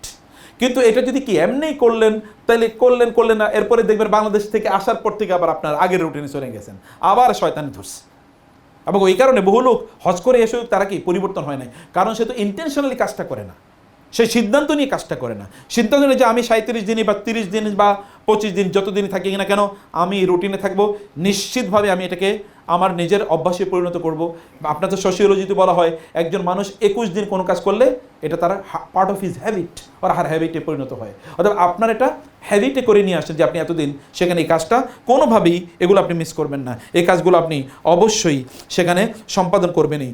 ঝগড়া করা, বিবাদ করা, এগুলো তো আমাদের নিত্য দিনের অভ্যাসে পরিণত হচ্ছে। আমি বহু লোকের দিকে গেছি ওইখানে স্বামী স্ত্রী ঝগড়া করে, এখনও ওই যে ঝগড়া শুরু হয়েছে এখনও এই ঝগড়া চলে, 4-5 বছর পরেও এই ঝগড়ার কাহিনী এখন আইসা এখনও বলে, বিশ্বাস করেন না এখনও বলে। এবং আমি দেখছি যে স্বামী এইদিকে যায় স্ত্রী ওইদিকে যায়। ঝগড়ার হজের কবুল হওয়ার অন্যতম প্রধান একটা আলামত হলো ওইখানে গিয়ে কোনো ঝগড়া বিবাদ করছেন আপনি। ওইখানে শয়তান তো আপনার সবচেয়ে বড় অর্জনে কি বাধা দেবে। হজ মানে হচ্ছে আপনি যদি একটা মাবরুর হজ যদি আপনার হয় তাহলে আপনার মায়ের পেট থেকে যেদিন জন্ম নিয়েছেন সেই দিন যেরকম নিষ্পাপ এরকম নিষ্পাপ হয়ে আপনি আসবেন। এটা কি সাধারণ কোনো? তাহলে শয়তানের এতে তো বিশাল বড় লস না? ও তো প্রজেক্টই পুরো ফেল, ও তো পুরো প্রজেক্ট ফেল করতেছে। ও তো আপনার নিষ্পাপ হয়ে আসতে দেবে না, ওই কারণে আপনাকে ঝগড়া বিবাদে ঢুকিয়ে দেবে, কিছু কিছু পজিটিভ ঝগড়ায় আপনাকে ঢুকিয়ে দেবে। নামাজে এখন কি আমি এই কাজটা করবো কি করবো না এটা মারামারি লাগাও, ঠিক আছে মারামারি করে আপনি এরপরে কি এখন আপনার ওইখানে মাংসের পিস ছোটো হলো কিনা, ঝোল কম হলো কিনা, তরকারি আবার ঠিক মতো আসলো কিনা, এগুলো নিয়ে আপনি ঝগড়া বিবাদে লাইগা মারামারিতে লাইগা এরপরে আপনার হজই শেষ।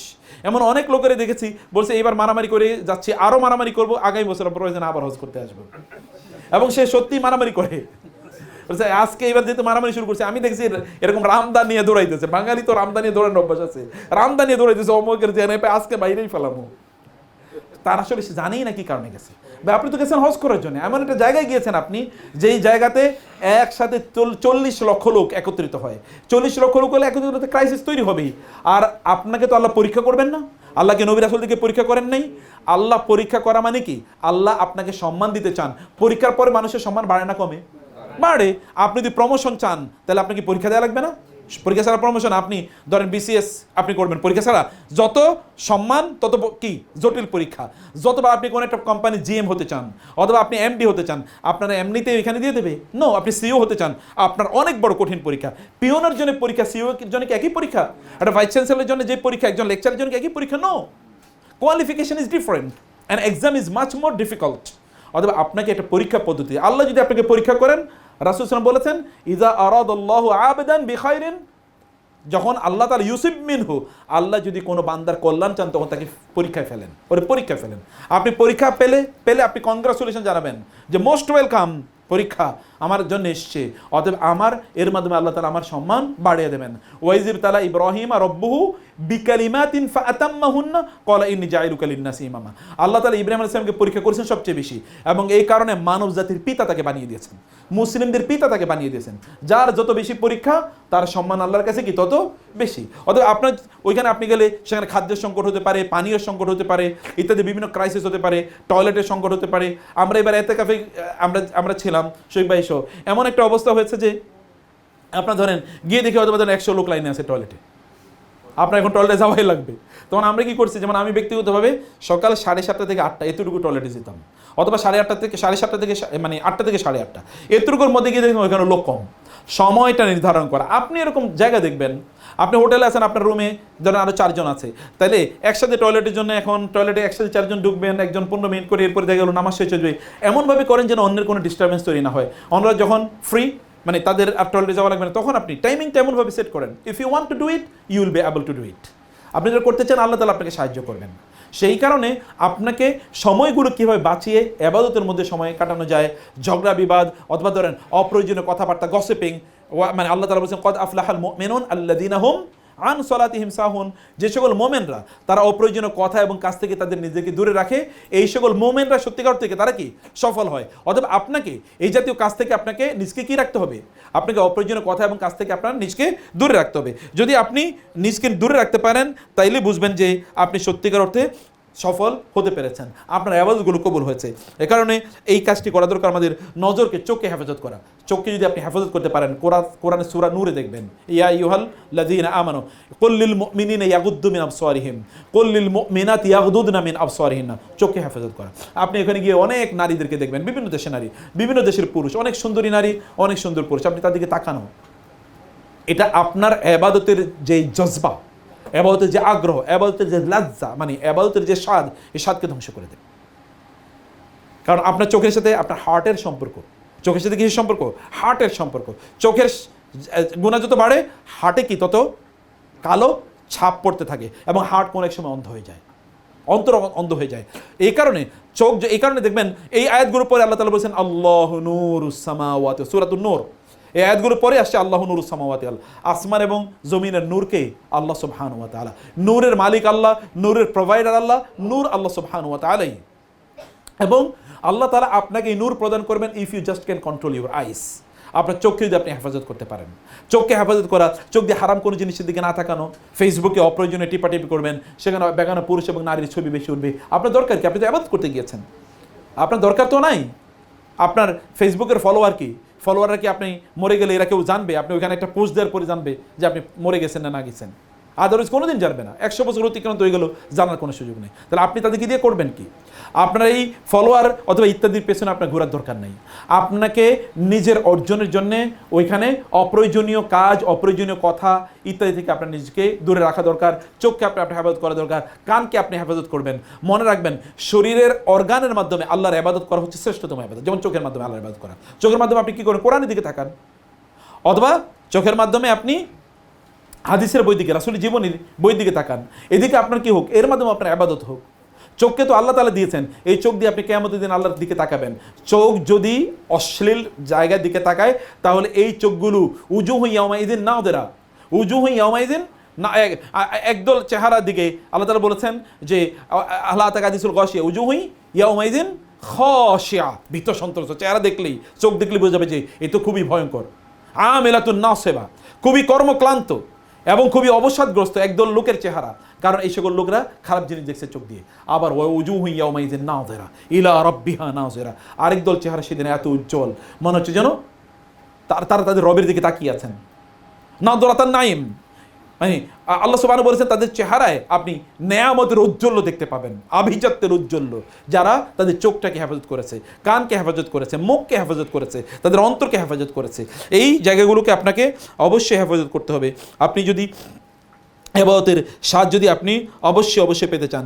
খাবার নষ্ট করার একটা প্রবণতা আছে, যেমন আমরা যেটা বলছি, ওইখানে গেলে আপনি এত খেতে পারবেন না, অথবা সকল খাবার আপনি খেতে পারেন না। যদি আপনার অনেক বেশি প্রয়োজন হয় তাহলে সেটা ভিন্ন কথা, কিন্তু খাবার নষ্ট না করা, খাবার নষ্ট করলে আল্লাহর কাছে আপনাকে জবাবদিহি করতে হবে না? অবশ্যই জবাবদিহি। অন্যায়ভাবে, অপ্রয়োজনে আপনি যদি না লাগে আপনি বলবেন যে আমি টাকা দিয়ে কিনছি, আমারটা আমি ফেলাই দেবো, এটা কোনো কথা হইল?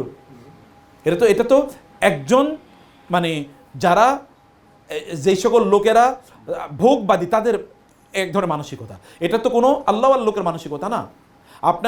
আপনি যতটুকু খেতে পারবেন ততটুকুর কথা আপনি বলুন, ততটুকু আপনি করুন, অথবা যতটুকু আপনাকে অতিরিক্ত বা বেশি খাবার দেওয়া হয় তাহলে সেগুলোকে আপনি প্রিজার্ভ করার চেষ্টা করবেন। অন্যদিকে অগ্রাধিকার দেয়া, ওয়ায়ুসিরুনা আলা আনফুসিহিম ওয়ালাউ কানা বিহিম খাসাসা। সাহাবায়ে কেরামরা, আপনারা তো ওই বিখ্যাত হাদিসটি জানেন, একজন রাসূল সাল্লাল্লাহু আলাইহি ওয়াসাল্লামের ওইখানে মেহমান এসেছিল। রাসূল বলেন তোমরা কে এই মেহমানকে মেহমানদারি করবে? একজন বাসায় নিয়ে গেলেন এবং তার স্ত্রীকে বলেন খাবার আছে কিনা? বলে খাবার কিছু আছে, এটা মানে ইয়ের জন্যে, বাচ্চাদের জন্যে।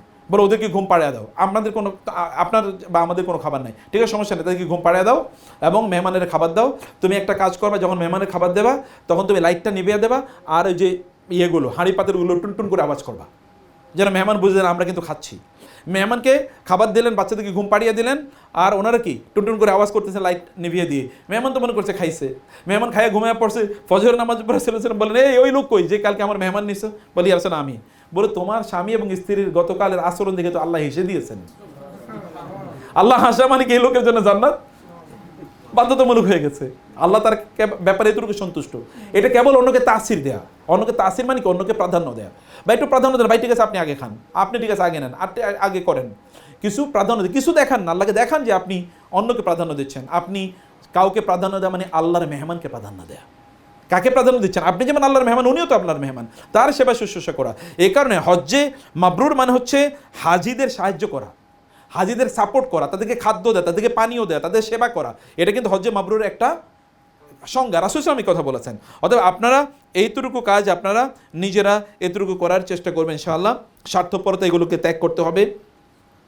স্বার্থপরতা মানে কেবল নিজে, যেটা এর সাথে অন্যকে অগ্রাধিকার দেয়া, নিজেই বাঁচি নিজেই খাই, এই জাতীয় মানসিকতা, এগুলো আমাদের মুসলমানদের মানসিকতা এটা কোনোদিনই না। মহিলাদের তাঁবুতে উঁকু দেয়া, এটা মিনায়, বেশ করে মিনা এবং আরাফায়, মিনায় বেশ করে এটা, এবং আরাফাতে মহিলাদের তাঁবু আছে, এটি কতক্ষণ পরে উঁকি দিলেন। মহিলারা মহিলাদের মতো থাকবে, কারণ তাদের প্রচুর জামা কাপড় পরা লাগে আপনার চেয়ে বেশি। ওইখানে গিয়ে উঁকি দেওয়া মানে রাসূল সাল্লাল্লাহু আলাইহি ওয়াসাল্লাম বলেছেন, যদি কেউ আমার বাসায় উঁকি দেয় আমি তীর দিয়ে অথবা বর্ষা দিয়ে ওর চোখ অন্ধ করে দেবো। এবং কোনো মুসলমান যদি কারো বাসায় এরকম উঁকি দেয় ওর চোখ অন্ধ করে দিলে তার জন্য কি কোনো ক্যাসাস প্রযোজ্য হবে না। আপনার চোখ এইভাবে তাকানো তো হারাম, এটা হুরমাতু মানে আন-নিসা, নারীদের হুরমতের একটা বিষয়, অথবা ওইখানে আপনারা এটা করবেন না। আপনি যারা পুরুষ আছেন আপনার ফোনে কথা বলবেন, মেসেজিং করবেন, ওইখানে গিয়ে টাকা গোনার হিসাব চেক করবেন না। আপনি ওইখানে গিয়ে খরচ করলে আপনি হারাম কাজে খরচ করছেন, আপনি তো ভালো কাজে করছেন। আপনার কমিউনিকেশন, আপনি আপনার ওয়াইফের কাছে টেক্সট মেসেজ পাঠালে আপনার সওয়াব হবে, সমস্যা নেই তো। আপনি তো হারাম কাজ করছেন না। হালালকে সাহাবায়ে কেরাম এই কথা বলছেন না যে স্বামী স্ত্রীর মতো যে আচরণ করে, এই আচরণ করলে মানে সাহাবায়ে কেরাম রাসূল বলে এটাও তোমাদের সওয়াব। অফি বুদই আহাদিকুম সাদাকা, তোমরা সাদাকা করলে যে সওয়াব পেতা, তোমরা স্বামী স্ত্রী নির্জন রাতে একত্রিত হলেও সওয়াব পাবা। সাহাবায়ে কেরাম বলে ইয়া রাসূলুল্লাহ মানে কি, এটা তো আমরা এনজয় করি। তিনি বললেন তোমরা যদি হারাম কাজে এটা করতে তাহলে কি গুনাহ হতো না? বলে হ্যাঁ। তাহলে হালাল কাজে করলে সওয়াব হবে না কেন? কি চমৎকার ইকুয়েশন। অথবা একটা টেক্সট মেসেজিং করে, এই জন্য ডক্টর আব্দুল্লাহ জাহাঙ্গীর রাহিমাহুল্লাহ বলতেন স্ত্রীর জন্য ফুল কিনে নিয়ে যাওয়া, অথবা কি তার জন্যে মানে আইসক্রিম কিনে নিয়ে যাওয়া, তার জন্য চকলেট কিনে যাওয়া, এটাও কি মসজিদে দান করার চেয়ে উত্তম। আমরা তো পারলে একটা অ্যাটম বোম কিনে নিয়ে যাই, তাই না পরিস্থিতি আমাদের। আচ্ছা যাই হোক, সর্বশেষ আমি লাস্ট একটা বিষয় বলে আমরা শুধু শেষ করে দিই, সেটা হলো আচ্ছা মহিলাদের পর্দার গাফলতি, অন্যের দোষ খোঁজা ইত্যাদি ব্যাপারগুলো আমরা বলেছি। দোষ খোঁজা মুসলমানের খুবই খারাপ, মানে এটা মুসলমানের চরিত্রই না। আপনি যদি কোনো মানুষের দোষ খোঁজেন তাহলে আল্লাহ সুবহানাহু ওয়া তাআলা ইয়াতাতাব্বাল্লাহু আওরাতিহি, আল্লাহ তাআলা তার দোষ খুঁজবেন হাত্তা ইউফদিহাহু, আল্লাহ তাআলা তাকে অপমান করা পর্যন্ত তার দোষ খুঁজে বেড়াবেন আল্লাহ তাআলা। আপনি কি চান আপনার দোষ আল্লাহ খুঁজে বেড়াক? নো। যদি না চান তাহলে মুসলমানের দোষ খুঁজে বেড়ায়েন না। বহুত লোক দেখবেন 2 ঘন্টার ভিডিও দেখছে 10 সেকেন্ডের কি দোষ খোঁজার জন্য। এই 2 ঘন্টার ভিডিও থেকে ভালো কিছু শিখে নেই, ও দোষ সে খুঁজে বের করছে। মাছির মতো হইয়েন না, মৌমাছির মতো হন। মৌমাছি কিসে বসে? ফুলে। আর মাছি কোথায় বসে? ময়লা, সবচেয়ে নিকৃষ্ট জায়গায়। ও হয়তো 3 কিলোমিটার দৌড়াইবো, তারপর ময়লা জায়গায় খুঁজে বের করবে। আর মৌমাছি কি করে? সে যেখানে ফুল পায় সেখানে বসে। আপনি ফুলের মৌমাছির মতো হন, মাছির মতো হয়ে না। রাসূল সাল্লাল্লাহু আলাইহি ওয়াসাল্লাম বলেছেন ঈমানদাররা কাদের মতো? মৌমাছির মতো। ঈমানদাররা মাছির মতো না, কাফেররা মৌমাছির মতো। আপনি কাফেরদের চরিত্র অবশ্যই অর্জন যেন না করেন। গীবত করা তো কত ভয়ঙ্কর এটা আপনি জানেন, এটি আপনি করবেন না। এবং মহিলা, আপনি পর্দা করা প্রতি মুহূর্তে ফরজ। হজ করা জীবনে একবার ফরজ, পর্দা করা কি প্রতি মুহূর্তে ফরজ। পর্দা যেন কোনোভাবে লঙ্ঘন না হয়। মহিলারা তাদের মুখ ঢেকে রাখবেন, এই এখন থেকে শুরু করেন, মুখ ডেকে রাখবেন। কে কি ফতুয়া দিতে দেখার দরকার নেই। মানুষ কি দেখা পছন্দ করে? অন্যরে পা দেখা, হাত দেখা, মাথা দেখা, পিঠ দেখা, কি দেখা পছন্দ করে? মুখ দেখে তো তার মানে ইয়ে হয়ে যায়, মজনুন হয়ে যায়, পাগল হয়ে যায়, মাজনু। লাইলের পেছনে ঢুকে ঘুরতেছে কি কারণে? মুখ দেখেই তো। অতএব আপনার মুখ হচ্ছে সবচেয়ে important part of your body, এইটাকে ঢেকে রাখতে হয়। এইটাই কোরআন এবং সুন্নাহর নির্দেশ। অতএব এটাকে ঢেকে রাখবেন ইনশাআল্লাহ। আর এই সংক্রান্ত আরও অনেক ইস্যু আছে, সেগুলো আমরা আলোচনা করব। মহিলাদের তাদের ভয়েসটাও কি সেডাকটিভ, ভয়েসও সেডাকটিভ। শুধু ভয়েসটাও তার অন্য কোনো পুরুষের কুপকাত করে দেওয়ার জন্য যথেষ্ট, ইজ এনাফ, এটুকু যথেষ্ট।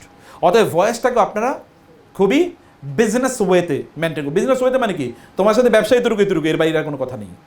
অতএব আপনার সাথে কথা এতটুকু, এর বাইরে না। ভাইয়া কেমন আছেন, আপনার বাড়ি কই, এরপরে গল্প শুরু হয়ে গেছে। এরপরে দেখা যাচ্ছে দুইজন এবার কি পার্কে, হাটে, শপিং মলে ঘুরে ঘুরে বেড়াইতেছে।